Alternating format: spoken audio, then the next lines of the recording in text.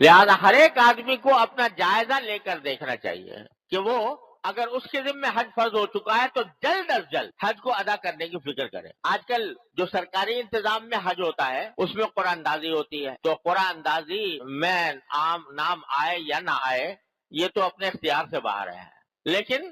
قرآن اندازی کے لیے نام پیش کر دینا یہ فرض ہے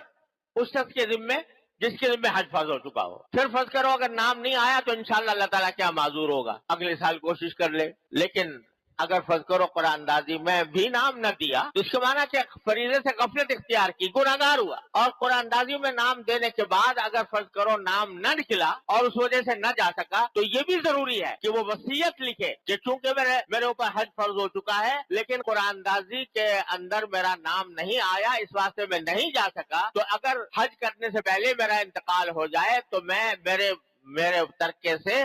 حج بدل کرایا جائے۔ یہ اس کے ذمہ فرض ضروری ہے کہ وہ اپنے یہ وصیت لکھ کے جائے۔ اور یہ بھی سمجھ لیجئے کہ اگر کوئی شخص یہ وصیت لکھ کے جائے گا کہ میں اگر مر جاؤں تو میرے ورثہ میری طرف سے حج بدل کرائیں، تو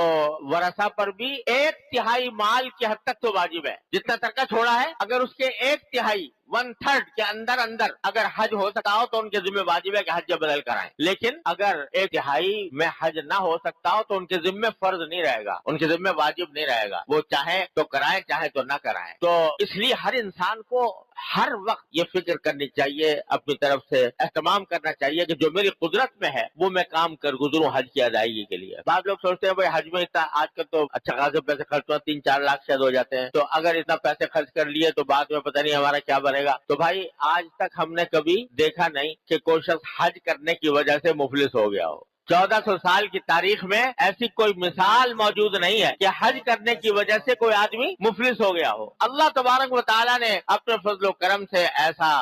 کرم فرمایا ہوا ہے کہ جو حج کے اوپر اگر کوئی آدمی خرچ کرتا ہے جب واپس آتا ہے تو اللہ تبارک و تعالیٰ اس کا غیب سے انتظام فرما دیتا۔ اللہ تعالیٰ نے اس کی بے شمار مثالیں ہمارے سامنے فرض کیے۔ آدمی ہر وہ مسلمان جس کے پاس اتنے پیسے ہوں اس کے ذمہ حج فرض ہے، اور یہ جو مختلف طریقوں سے لوگ جو ہیں ٹلاتے رہتے ہیں یہ گناہ ہے، اور حتی الامکان فرض ہے کہ حج کی ادائیگی ادا کی جائے۔ دوسرے بہرحال ہر مسلمان کو فرض ہو یا نہ ہو شوق تو ہوتا ہے، دل میں ایک آرزو ہوتی ہے بیت اللہ شریف کے حاضری کی، وہاں پر عبادت کرنے کی۔ کون مسلمان ایسا ہے جس کے دل میں یہ جذبہ یہ شوق نہ ہو؟ اور اس انتظار بہت سے لوگ ہوتے ہیں جن کی جو اس قسم کی استطاعت نہیں رکھتے، تو فرض تو نہیں ہے ان کے ذمہ، لیکن ان کا دل کا جذبہ ہوتا ہے، شوق ہوتا ہے کہ کسی طرح اللہ تعالیٰ وہاں پہنچا دے۔ تو اس کے لیے میں ایک بات عرض کرتا ہوں کہ اگر واقعی شوق ہے اور اللہ تبارک و تعالیٰ کی اس عظیم عبادت کی ادائیگی کا جذبہ ہے تو پھر اس محض دل کے شوق اور دل کی تمنا کافی نہیں ہے، تھوڑا سا اس کی طرف قدم بڑھائے آدمی، قدم یہ بڑھائے کہ کچھ اس کے لیے الگ جمع کرنے کی کوشش کرے۔ تو اگر واقعی شوق ہے اور جذبہ ہے تو اس صورت میں اگر آدمی تھوڑا تھوڑا بھی چاہے